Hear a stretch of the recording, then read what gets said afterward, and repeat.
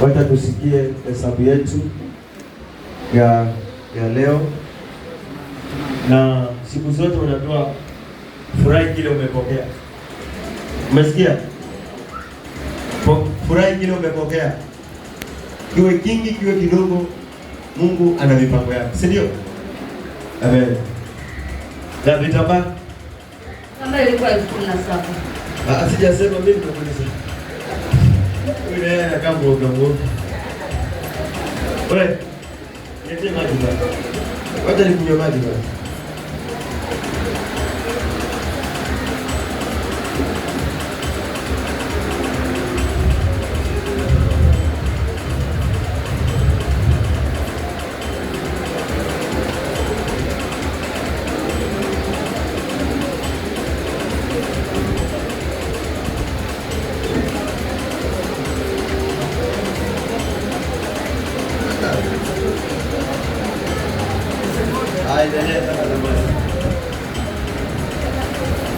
Bwana Yesu asifiwe.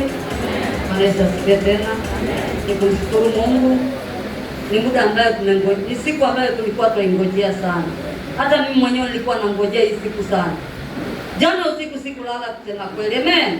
Nimeamka saa 10 na nilikuwa mahali hapa, nimefika kama saa 1. Kwa sababu nilikuwa na raha, nilikuwa nataka kuona kile jambo kile unaenda. Na nilikuwa nafurahia sana. Nilipoona ile pesa ya huduma ilikuwa karibu 100,000, yani hata sikupata usingizi. Si kwamba siwashiki pesa za chama huwa naweka, lakini ya raundi Jerusalem hakika imevunja rekodi. Sijawahi kuweka pesa. Yaani anasema hivi, kama kuna mahali walio participate sana wa huduma hawajawahi fikisha 100,000. Lakini raundi hii wamefikisha kwa huduma peke yake.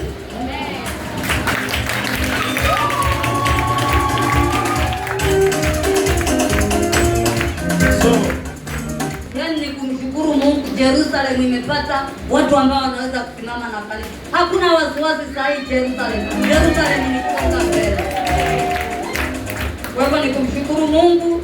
Naenda kusomea hesabu ya leo. Yote ambaye hakika mali imetoka, Mungu aregeshe mara dufu. Ni sina, lakini Mungu aregeshe. Wakati